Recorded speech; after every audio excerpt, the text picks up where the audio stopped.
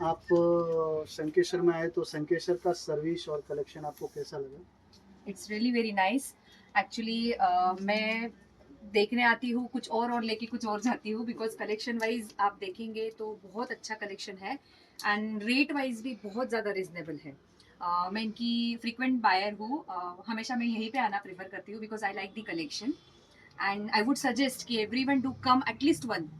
आपको कलेक्शन, मैं आज आई थी एक ड्रेस लेने के ओके, लिए, ओके मेरे मैम, हाँ। बेटे का बर्थडे था, लेकिन I have taken I think 8-9 dresses okay. and I'm very much happy. Do follow Sir's Instagram page. आप सर आप संकेश्वर फैशन के नाम से अपना पेज है और आप फॉलोअर्स को क्या बोलना चाहोगे? एक बार यस संकेश्वर में यस विजिट ऑफ करना कोर्स चाहिए। आप फॉलो तो कीजिए, लेकिन वंस आप एक बार इधर विजिट जरूर कीजिए। Collection wise, rate wise and the service, thank you ma'am. I specially I like the coffee. Thank you, thank you. शुक्रिया।